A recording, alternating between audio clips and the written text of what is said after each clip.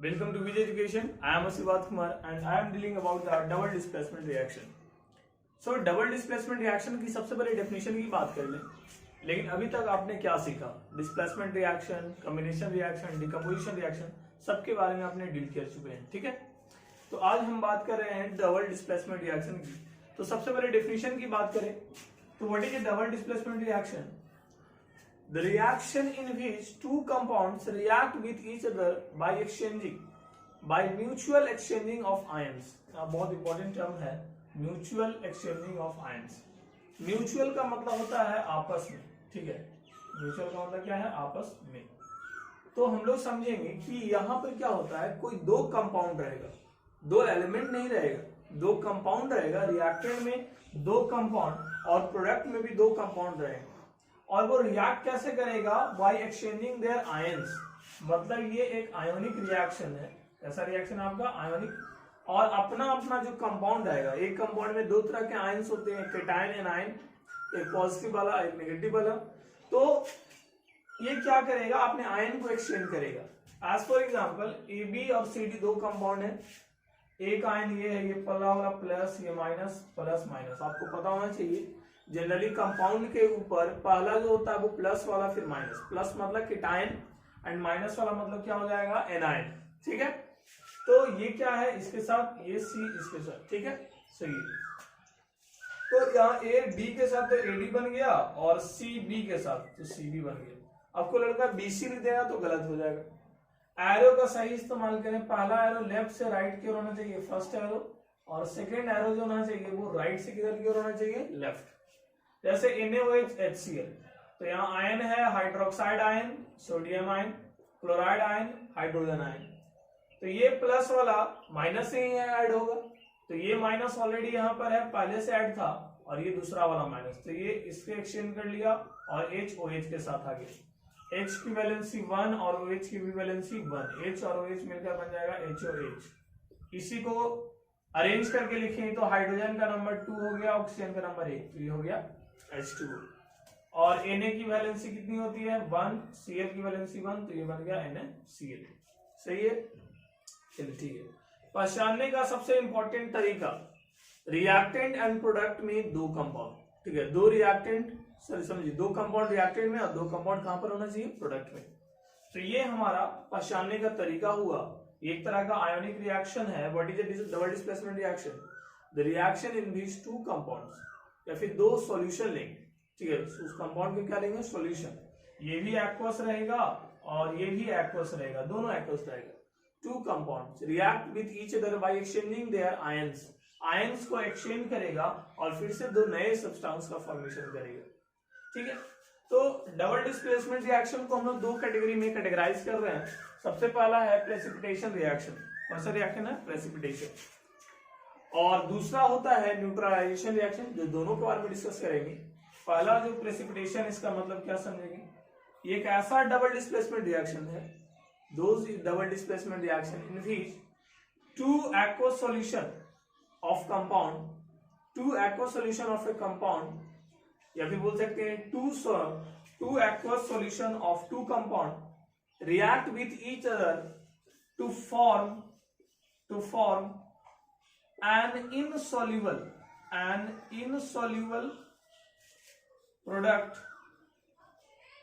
insoluble product and a solution, then that reaction is known as precipitation reaction. Precipitation में होता क्या है? एक प्रेसिपिटेट बनता है. क्या बनता है आपका? Precipitate. What is a precipitate? Precipitate is an insoluble substance. एक इनसॉल्युबल सब्सटेंस को प्रेसिपिटेट करता है, कहा जाता है. जैसे देखिए, अगर आपके पास दूध है और अगर वो सॉर हो जाता है तो देखते हैं वाटर अलग हो जाता है और उसके जो भी फैट वाला पार्ट है वो अलग हो जाता है. तो फैट वाला जो पार्ट है वो जो सेटल कर जाता है, आप देखते हैं, तो that is known as precipitate. या फिर आपके पास मडी वाटर है, तो मडी वाटर में क्या होता है कि मड पूरा सेटल कर गया नीचे और ऊपर में रह गया वाटर. तो जो मड नीचे सेटल किया that is known as precipitate. तो प्रेसिपिटेट का डेफिनेशन अगर आपसे पूछ दे व्हाट इज प्रेसिपिटेट, तो precipitate is an insoluble substance found in the solution. ठीक है. वो सॉल्यूशन में होता जरूर है बट वो डिसॉल्व नहीं होता है. वो क्या होता है? इनसॉल्युबल होता है. ठीक है. तो प्रेसिपिटेशन रिएक्शन हो गया, दूसरा न्यूट्रलाइजेशन रिएक्शन हो जाएगा जो आपको लेटर डिस्कशन किया जाएगा। सबसे पहले हमने यहाँ पर 4 एग्जाम्पल ले लिया। एग्जाम्पल बनाने के लिए आपको सबसे पहले 2 चीजों का नॉलेज होना चाहिए। पहला वैलेंसी का, क्या वैलेंसी का एकदम बहुत नॉलेज होना जरूरी है, ठीक है। और ये सारा जो है आपका सॉल्यूशन फॉर्म में रहेगा। पहला तो आपको वैलेंसी और दूसरा सिंबल के बारे में पता होना चाहिए, तभी आप रिएक्शन बना पाइएगा। चलिए ट्राई करते हैं। बैरियम का 2+ होता है, वैलेंसी इसका 2 होता है। सबका वैलेंसी हम पहले लिख देते हैं। क्लोराइड की valency -1 +1 2 -1 plus -1 2 plus -1 plus -1 plus -1 plus -2 plus 2। ये है सबका वैलेंसी जो आयन है। इसमें जैसे बैरियम आयन है, क्लोराइड आयन है, सोडियम आयन है, sulphate ion, lead, nitrate, hydrogen ion, chloride ion, तो सबकी वैलेंसी भी लिखी हुई है। अब आप पहला एरो लेफ्ट से राइट की ओर लाएं, तो लेफ्ट से राइट ले गए तो हमको पहला Ba मिला और कौन मिला, SO4। हमने Ba की वैलेंसी लिख दी है 2, SO4 की वैलेंसी है 2, इंटरचेंज कर दिया हमने, कर दिया। अब देखते हैं आपको वैलेंसी अगर कैंसिल होता है तो कर दें, तो कट कर कितना हो गया 1 and 1, तो अब आपका प्रोडक्ट हो जाएगा BaSO4, ठीक है, BaSO4 हो गया। अब देखिए दूसरा जो आपको एरो मारना है वो हम बताए थे, पहला लेफ्ट से राइट की ओर और दूसरा राइट से लेफ्ट। तो राइट से स्टार्ट हुआ तो ये सोडियम मिला इसको और ये क्लोरीन। कुछ बच्चे क्या ले लेते हैं, ये 2 को वैलेंसी समझ लेते हैं, जो गलत है। वैलेंसी का टेबल अपने 9th क्लास में पढ़ा था, नहीं पढ़ा तो पहले जाके उसको देखिए, फिर वीडियो को वॉच करिए। तो देखिए सोडियम की वैलेंसी कितने है 1, क्लोरीन की वैलेंसी कितनी है 1, इंटरचेंज कर दीजिए, बन गया NaCl। अब एक इसमें सॉल्यूशन होता है और एक क्या होता है, इनसॉल्युबल प्रोडक्ट मतलब प्रेसिपिटेट। तो आपको याद रखना होगा कि यहाँ पे जो बैरियम सल्फेट है ये एक्चुअल प्रेसिपिटेट है और इसका कलर जो होता है वो क्या होता है, व्हाइट कलर का होता है। और सोडियम क्लोराइड आपको सबको पता है, नमक का सॉल्यूशन, सॉल्ट का, कॉमन सॉल्ट का, तो ये सॉल्यूशन फॉर्म में होता है। ये आपका इनसॉल्युबल नहीं, ये सॉल्युबल होता है, तो ये आपका प्रोडक्ट बना। और देखिएगा यहाँ जिन बच्चों को थोड़ा प्रैक्टिस करना है, वीडियो को पॉज करके क्वेश्चन को आप खुद से बना सकते हैं, नहीं तो आप सॉल्यूशन देख सकते हैं। लेड की वैलेंसी 2, देखिए क्लोराइड के साथ आ जाएगा, Pb की वैलेंसी 2 और क्लोराइड की वैलेंसी 1, ये हो जाएगा PbCl2। जनरल अगर आप देखिएगा तो पहला प्रोडक्ट जो बनेगा आपका प्रेसिपिटेट बनेगा, first product will be precipitate. देखिए तो ये बन गया प्रेसिपिटेट और यहां से H आ जाएगा NO3 के साथ, तो H की वैलेंसी 1 और NO3 की वैलेंसी 1, क्या हो जाएगा HNO3। चलिए ठीक है, इधर देखिए AgCl के साथ NaNO3 के साथ, Ag की वैलेंसी 1 और Cl की वैलेंसी 1, क्या हो जाएगा AgCl, ये हो गया प्रेसिपिटेट, और सोडियम नाइट्रेट हो गया NaNO3। कैसे हुआ, Na की वैलेंसी 1, NO3 की वैलेंसी 1, चलिए हो गया NaNO3, सही है। चलिए नेक्स्ट है कॉपर, इसके साथ अमोनियम, ठीक है, कॉपर OH के साथ, कॉपर की वैलेंसी 2, OH की वैलेंसी 1, तो ये हो गया CuOH का होल ट्वाइस। इसका भी कलर ब्लू होता है, कैसा कलर होता है, ब्लू कलर का प्रेसिपिटेट। और ये NH4 की वैलेंसी होती है 1, SO4 की वैलेंसी होती है 2, तो ये हो जाएगा NH4 का whole twice SO4, ammonium sulphate. ये एक सॉल्यूशन है और ये आपका प्रेसिपिटेट है। प्रेसिपिटेट को कौन सा साइन, डाउनवर्ड एरो। तो ये था हमारा कुछ एग्जांपल प्रेसिपिटेशन रिएक्शन का, और अभी हम लोग देखेंगे किसके example, neutralisation reaction.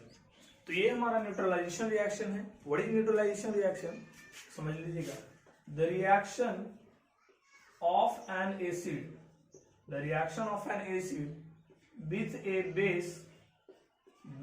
base to form salt and water is known as neutralization reaction। कोई भी एसिड बेस के साथ रिएक्ट करेगा, क्या बनाने के लिए, सॉल्ट बनाने के लिए, और क्या बनाने के लिए, वाटर। तो इस रिएक्शन को बोला जाएगा न्यूट्रलाइजेशन रिएक्शन। ये एसिड में भी पढ़ना है तो काफी इंपॉर्टेंट है, समझिएगा। तो एसिड कुछ एग्जांपल ले लिया जाए, जैसे अगर हम एसिड ले लें HCl और बेस ले लें NaOH, तो अभी हमने एग्जांपल दिया था HOH के साथ NaCl के साथ। तो ये बन जाएगा NaCl सॉल्ट हो गया और ये वाटर। एसिड का दुश्मन कौन है? बेस। दोनों एक दूसरे का दुश्मन है। जब दो दुश्मन आपस में टकराते हैं तो न्यूट्रलाइज हो जाते हैं, तो ये न्यूट्रलाइज होकर क्या बनाता है? Salt and water. और देखते हैं, हाँ, तो हम लोग देखेंगे neutralisation reaction. What is neutralisation reaction? The reaction of an acid, acid की रिएक्शन बेस के साथ, that is known as neutralisation reaction. और इसमें प्रोडक्ट क्या बनता है? Salt and water. देखिए एसिड का जस्ट अपोजिट प्रॉपर्टीज वाला होता है बेस, ठीक है। एसिड और बेस की डेफिनेशन हम लोग एसिड बेस सॉल्ट में देखेंगे और उसमें क्या क्या प्रॉपर्टीज होता है वो भी देखेंगे हम लोग। बट अभी आपको न्यूट्रलाइजेशन रिएक्शन की कुछ एग्जांपल समझने हैं। तो एसिड बेस जब रिएक्ट करता है तो सॉल्ट और क्या बनाता है? Water. This is an also example of double displacement reaction. इसमें भी दो कंपाउंड है यहाँ पर रिएक्टेंट में, और प्रोडक्ट में भी दो कंपाउंड बनने वाले हैं। फॉर्मूला जिसका है मतलब वो कंपाउंड है। HCl is the formula, so it is a compound. ये कंपाउंड है, आगे कंपाउंड बनेंगे, ठीक है। अब देखिए न्यूट्रलाइजेशन रिएक्शन हुआ HOH के साथ हुआ, तो आपको पता है क्या बन जाने वाला है? H2। अब Na और Cl, तो Na की वैलेंसी कितनी होती है? 1 और Cl की वैलेंसी 1, तो क्या बन जाएगा ये? NaCl। क्या बन जाएगा? अब तो हम लोग बात कर रहे हैं HCl प्लस NaOH बना है क्या? NaCl प्लस H2, ठीक है। तो या आपका वैलेंसी याद होना चाहिए, सोडियम की वैलेंसी बने, क्लोरीन की वैलेंसी बने, तो ये इंटरचेंज हो गया, ये NaCl बना दिया, ठीक है। जैसे कि देखिए सेकंड एग्जांपल, H और OH सबको मिलकर पता है, H और H बनता है H2, और कैल्शियम और SO4, कैल्शियम की वैलेंसी 2 और SO4 की वैलेंसी 2, तो ये बन जाएगा CaSO4, कैल्शियम सल्फेट, ठीक है। थर्ड एग्जांपल H और OH, ये पक्का पता है सबको, H2O और Mg और NO3, तो Mg की वैलेंसी कितनी होती है? 2, NO3 की वैलेंसी कितनी होती है? 1, तो ये हो जाएगा MgNO3 का होल ट्वाइस। जिन बच्चों को प्रॉब्लम है वैलेंसी में वो जरूर देखें। अच्छा, H और OH फिर से बन जाएगा ये H2O और NH4 और Cl, तो NH4 की वैलेंसी हो जाती है 1 और Cl की वैलेंसी हो जाती है 1, ये बन गया NH4Cl। तो ये सब सॉल्ट हुए और वो वाटर बना, ठीक है।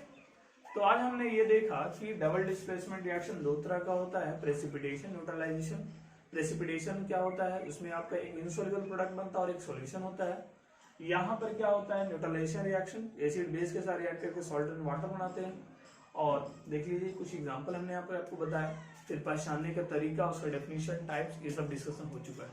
तो एक लास्ट रिएक्शन बचा हुआ है रेडॉक्स रिएक्शन, जो कि आपको अगले क्लास में आपको बताया जाएगा। और अभी आप इसको एक बार गो थ्रू पूरा पॉइंट्स को कर ले, लिखें कॉपी पे, समझे। इसके बाद है जो पूरा जो डाउट है वो आप क्लियर करना चाहें। आपके पास जो प्रैक्टिस बुक है, जो भी आप बुक का यूज करते हैं, आप उसका क्वेश्चन आंसर बनाना शुरू कर दें, बिकॉज चैप्टर जो है 90% खत्म हो चुकी है। तो चैप्टर को खत्म होते ही आपको क्वेश्चन आंसर बनाना है और जो भी डाउट है उसको जरूर पूछें। So keep watching the videos, like our videos and subscribe, that's it.